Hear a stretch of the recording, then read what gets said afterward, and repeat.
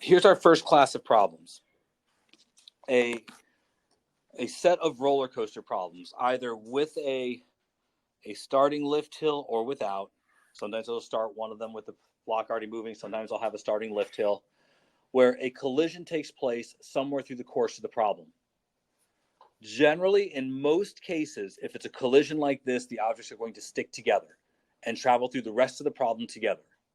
So this would be a situation in which the blue box acquires velocity somehow. Now, folks, if I'm trying to write a problem that attempts to connect many different elements together from what we've learned, I could have the blue box acquire that energy through potential energy first, right? Start at the top of the ramp and let it be released and fall down to the bottom of the ramp. I could instead have had that blue box backed up against a spring. Therefore, it started with elastic potential energy and then is fired forwards, giving it kinetic energy. Something occurs so that this block has both kinetic energy and momentum. Then, through the course of the problem, the block strikes and sticks to another block. And those two blocks then have to go through some other portion of a problem in which their velocity is a critical function of what happens next. For example, in the case of this problem, I think you're all aware that they're going to have to travel through the loop. That should immediately trigger for you the idea that there is a minimum speed, that they have to travel up here. And if you remember, the calculation of that minimum speed didn't rely on mass. That minimum speed was when n plus mg equaled mv squared over r. And the minimum was when the normal force went to 0. This should be familiar to you. This is one class of problem. It's great. I want you to think about all the stuff that gets sucked up into this problem. Conservation of energy twice. Once in whatever launched the problem. Once in the fact that it's got to go from kinetic to potential again to get to the top of the loop. There's going to be a perfectly inelastic collision here. One box sticks to the other. There's centripetal motion and a net force equals ma problem. You understand that's great. That combines almost the entire first semester of physics in a single problem. They love this kind of problem, and they ask it in a number of ways. The first one is, how fast does this block have to be traveling so that when they stick together, they make it through the loop? This one means you set the velocity based on this minimum and work backwards. Sometimes they'll say it starts here. Is that high enough for the system to successfully make it through the loop? And you're given a challenge and have to do a yes or a no. That means work the problem forwards, figure out the velocity here, and test it to see if there's a normal force here. These are just varieties of this kind of problem. We'll pick one or two of these to practice. Then, and this is the one I like the least, but it's probably on level with what we just saw. It's a problem in which there's usually a table of some sort.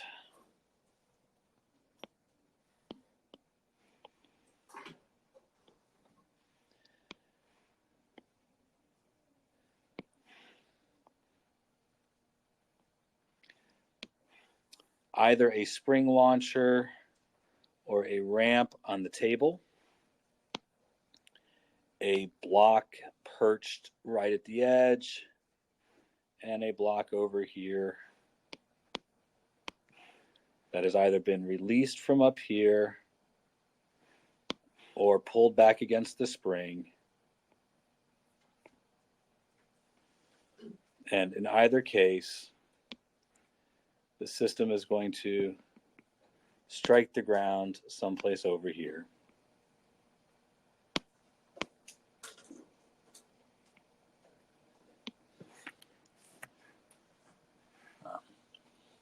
Can you kind of see the designs of this question? There are several things here that I think, are obvious to me, but maybe not so obvious to you. The range here can be used to figure out the velocity of the system as it leaves the table. The velocity of the system as it leaves the table is the velocity after a perfectly inelastic collision. The velocity of the blocks due to the spring or due to the ramp determine how fast they're going right before the collision. This is a pretty common question, but not as common as the one we just saw with the circle. This one basically replaces the circular motion portion of the problem for a projectile problem. Not terrible. I tend to not like these as much, but they're just fine. They show them on the exam all the time.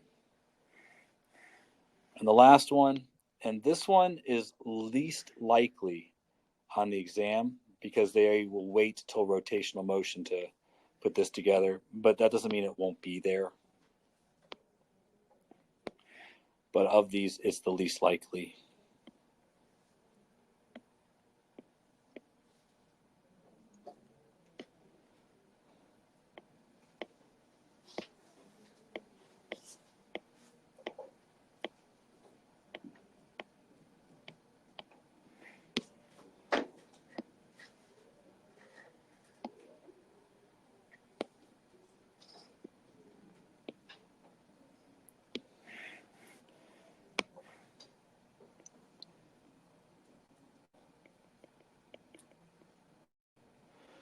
All right, so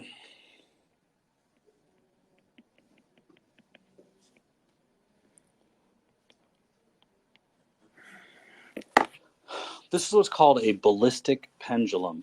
That's the style of this question. It's called a ballistic pendulum. If I refer to it, I will refer to it like that. A ballistic pendulum. They run this problem in both directions, meaning they will run the problem forwards as you see it now. A dart strikes a block at rest, sticks in the block, and the system swings upwards. Or they'll have the block pulled backwards and released, it swings down and strikes something, and then it progresses the other direction. Either way, they're still referred to as ballistic pendulum problems. Part of the reason is because you can use a ballistic pendulum for real to figure out what the velocity of the dart was. These are less likely, and the reason they're less likely is because they want to work in something that we haven't talked about called moment of inertia. So instead of having a problem like this, they'll have a long bar like this that will swing upwards, and they'll vary the location of where the dart strikes the bar to talk about how much torque is applied to the bar. So that moves this problem mostly to second semester, but as a study goes, this is a decent study in conservation of energy and conservation of momentum. And believe it or not, this is where we're going to start. This will be our first practice. It's the most straightforward question that there is. And to practice it, I'm going to give you the parameters of the problem, and then we are going to work it out. I say together, but the truth is I want you to have a few of these in your notes. So I'm going to give you the parameters and tell you how you would probably see this problem written. They are careful enough to break it up into parts.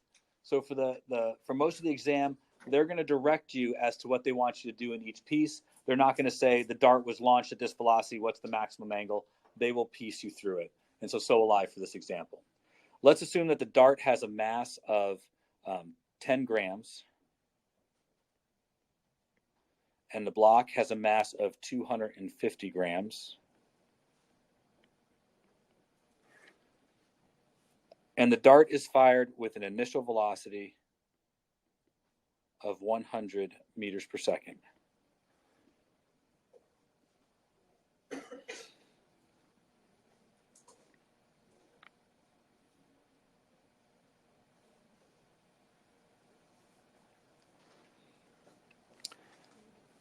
Let's say the cord is 2 meters long. All right. So I don't know if you see it, but I've tried to break this up into 3 pieces. They will never show all 3 pieces like this. They'll probably show an initial piece and a final piece, and it will skip talking about what the middle looks like. I want you, whenever you can, to try and break your problem up into as many pieces as possible. We just started talking about collisions on Friday, so it's new. So allow me to remind you about what you're looking for. Anytime you're dealing with a single object and its motion, that's energy. That's force. Anytime you're dealing with a collision, that's momentum. So I'll say it again. Whenever you're dealing with a single object and its motion, that's likely energy or force. Whenever you're dealing with a collision, it's always momentum. A collision is the instant before contact and the instant after contact. So it's instantaneous before and instantaneous after. So the collision in this problem is the split second before the dart touches the block and the split second after the dart hits the block, but before the system begins to swing upwards. They're going to understand that's the collision. I'm going to say that again because that's the screw up. That's where people make mistakes. Understanding that the collision part only takes place the instant before the dart touches the block and the instant after the dart's embedded in the block. That's where momentum's conserved. And that is the only place momentum is conserved. Momentum is not conserved after that, because after that, the string pulls on the system and changes the momentum of the system, stops it. So the only time momentum is conserved is the instant before the dart touches the block and the instant after the dart touches the block.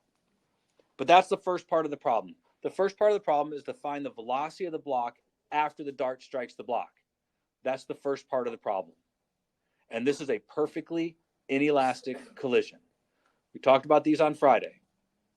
In a perfectly inelastic collision, the momentum of the first object plus the momentum of the second object has to be equal to the momentum of both. They join together. I didn't write it just like this. I'm writing it a little different today, but it's still a reminder of the same thing.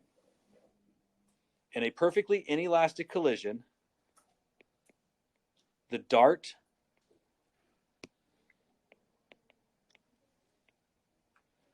and the block become a single object with a combined mass, and they have the same velocity. But before the collision, the block had no momentum. The only thing that had momentum was the dart.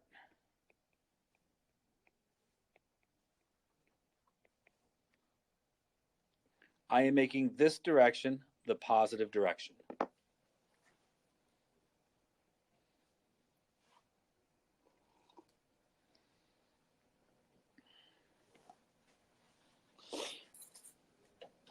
Now, all this can give us is the velocity of the dart block system. But it's knowing that the collision requires momentum. That's the hardest part. I've said that a dozen times. I really want to drive that home in your notes. That the collision is about momentum. And so they're likely going to be using it to figure out the velocity after or before the collision. That's what they use momentum for almost all problems. Now, take a moment, please, and figure out the velocity of the system after the collision. It shouldn't be hard for you to do with what I've given you. I've made a mistake, and if you know what the mistake is, please point it out. It's right in front of your face. But if you don't know what the mistake is, I'll be a little frustrated. I'm trying to see if you're paying attention. Yeah. You used the wrong mass. Where? 0.250 instead of 0. That's right. This should be 5.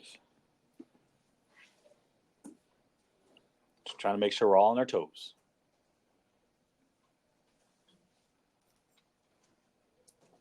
Now, this one's not hard, but I need to know you can do it.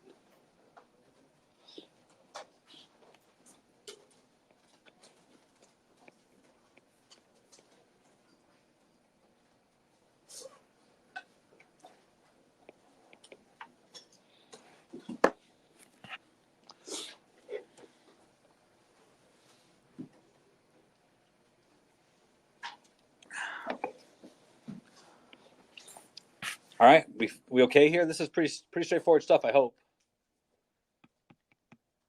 All right, how fast is the bullet block system traveling after the collision? Yep, just a little less than 4. We good? Not so terrible? All right. That's the velocity here. Both the bullet and the block have this velocity, which means that this system now has kinetic energy. Now, I need you to do something for me just to prove it to yourself. How much kinetic energy did the dart have before the collision? And how much kinetic energy does the dart and block have after the collision?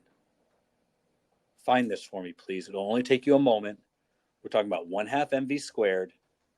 You have both the dart and block and everything you need to know to figure this out.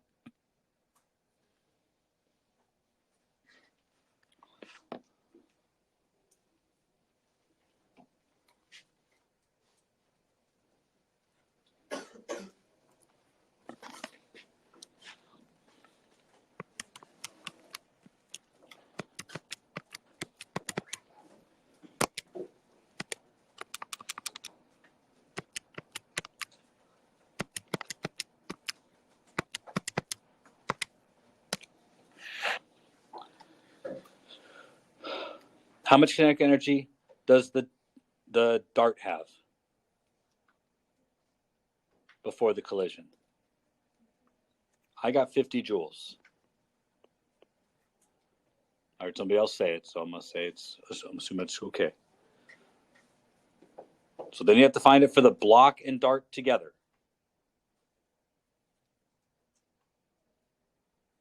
You can do it. Should be able to call on anybody. This is old stuff.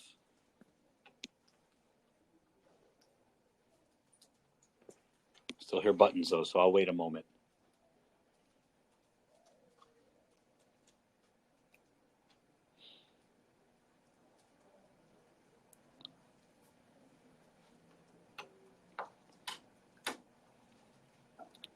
You got it yet? What you get? 1.93. Anybody else get 1.93? We got a little discrepancy. All right, I'm going to go with the 1.93.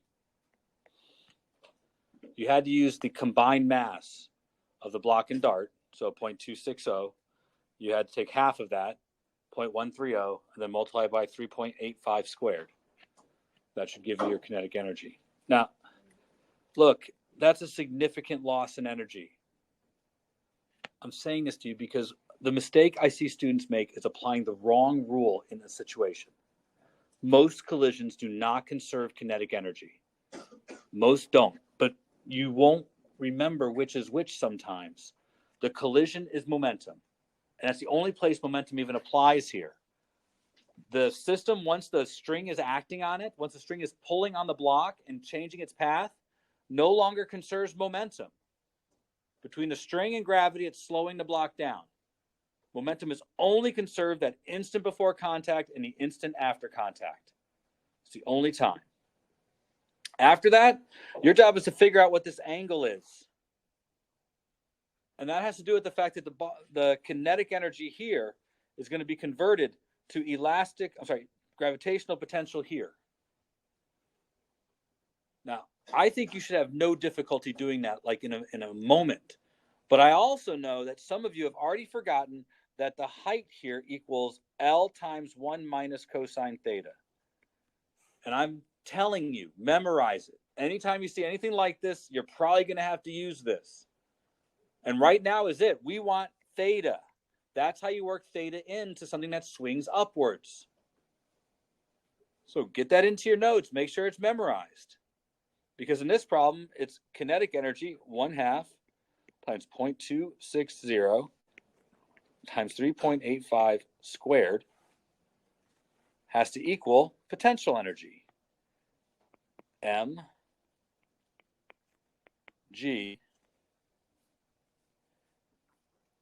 L times 1 minus cosine theta, where 2 meters is L. This whole thing is H. We want to find the maximum angle. It's when it swings upwards and stops before coming back down.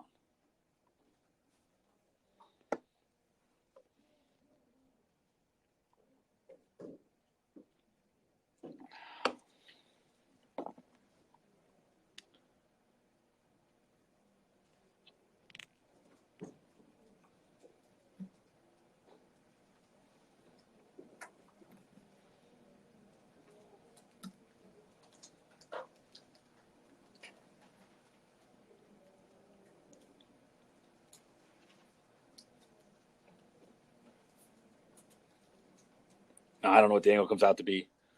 I know there's not that much energy in there. But we know this side's supposed to be 1.93, and this is 2.6 times 2 times 1 minus cosine theta. Now, 2 times 2.6 is 5.2, so this is 1.93 minus 5.2 minus 2.6, I'm sorry, equals negative 2.6 cosine theta. At least it's not negative. That's good. But I believe we have a problem here. I'm not sure. Are my numbers right? Yeah.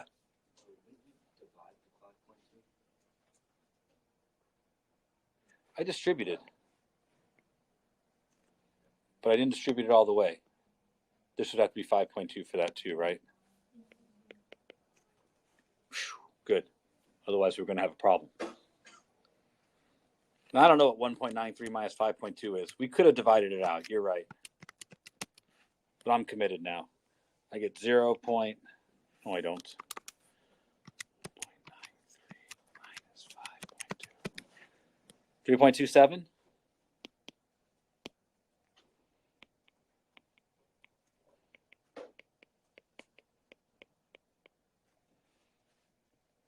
The only reason I'm doing the algebra is I know there's somebody in the room who's asked me to do more algebra, so I'm being nice. I don't like doing all this algebra, though. There. I don't know what angle this is, but if your calculator's in radians, you're wrong. Remember, in this class, it has to be degrees. But it's a little bit more than half, so that's good. What do we get? 51 degrees?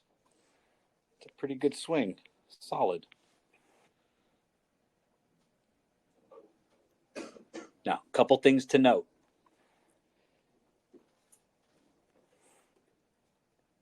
If this side is greater than 1, then the object swings all the way around. Say it again. If that side is greater than 1, then it swings all the way around. The height is too great for the angle to work. So if that side is greater than 1, it swings all the way around. If that side is negative, you have another problem. So those are good telltale signs. The problem on the AP exam will be well written. It won't have those kinds of problems.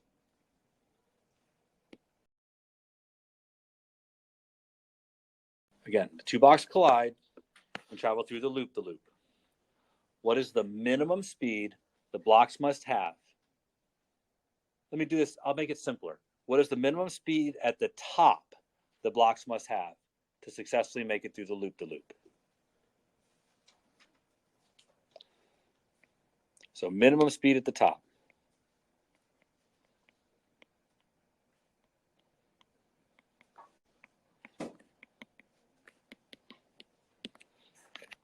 Now, folks, in your notes, the hardest part, I think, about these physics problems is knowing which principle to use.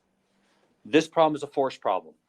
Minimum speed for loop-to-loop stuff is always a force problem. This is a force problem. So know from the beginning, you're going to be doing net force equals MAC. This is the only way to do this problem. It's the only way to find the minimum speed. And this situation we've done before, so this part's not terrible. At the top, there's two possible forces, weight and normal. To travel through the circle, normal plus weight has to equal mv squared over r.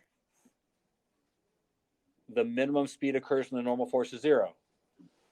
We just talked about it.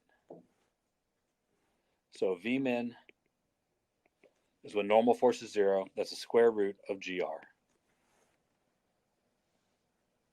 That part's easy. We've done that a bunch. If you're still having trouble with that, practice and ask. And I know, practice what, Mr. Shelton? Grab your book. There's a dozen of these. So now the question I actually wanted, in order to make it through the loop, what speed must the 2 blocks have at the bottom?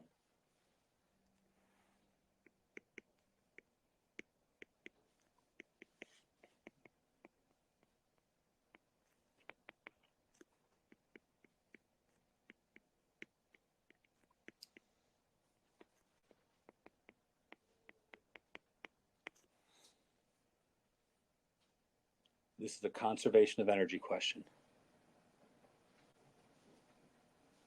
It's a conservation of energy question. You are comparing the state of the problem here with the state of the problem there. At the bottom, the 2 blocks have just finished having a collision and are about to travel through the loop. Then they're going to make it to the top, where we know how fast they must be traveling. That's what we just found.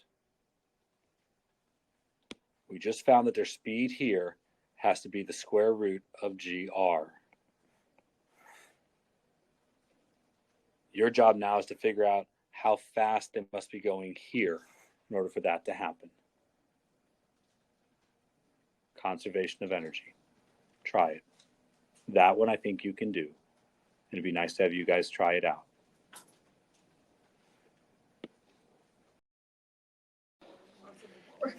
So remember, energy problems compare 2 places in the problem. We're going to compare what's happening here with what's happening here. In both places, there's the possibility of 3 different kinds of energy.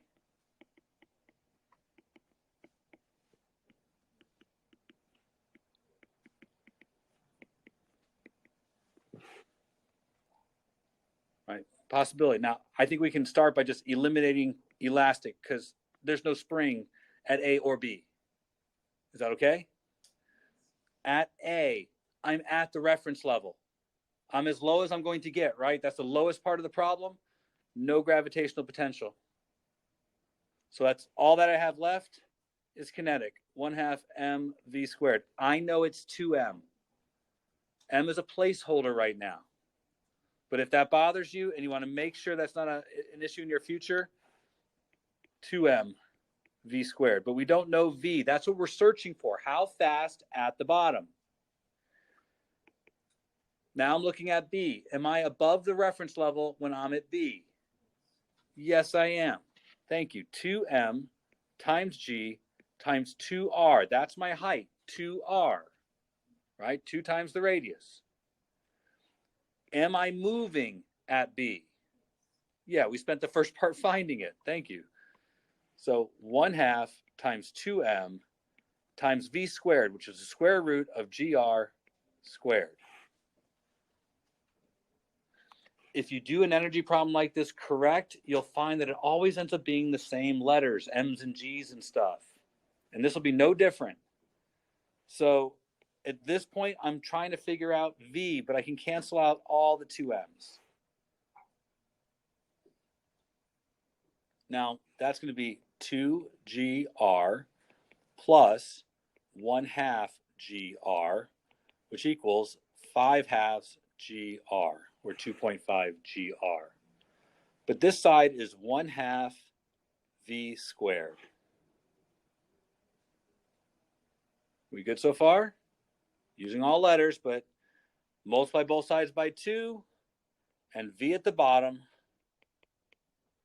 has to equal 5 GR, and it's under the radical.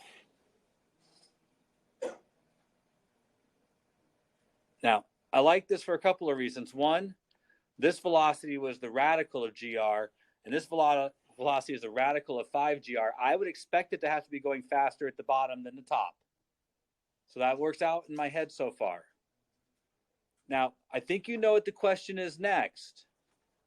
But if not, here's the collision part. A tiny little piece in the middle of this problem.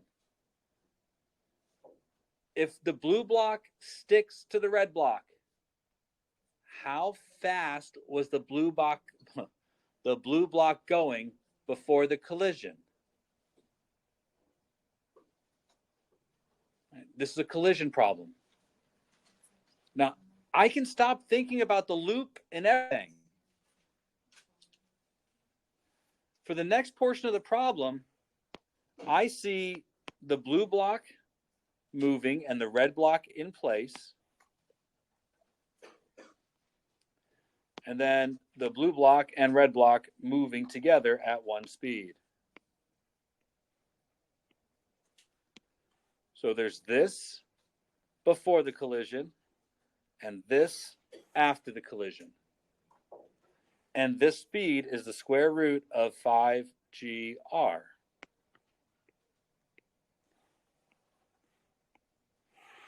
Collisions are about the instant before and the instant after. I know everything about the instant after.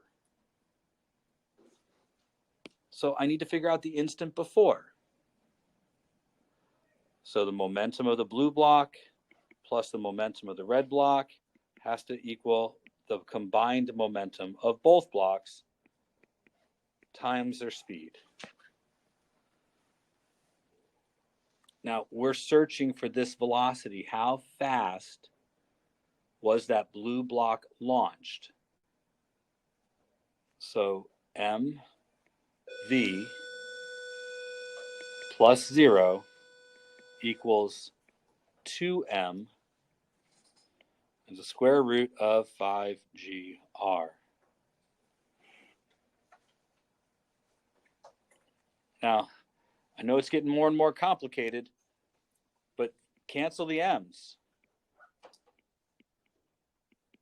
The blue block had to be launched twice as fast because it's going to slow down during the collision.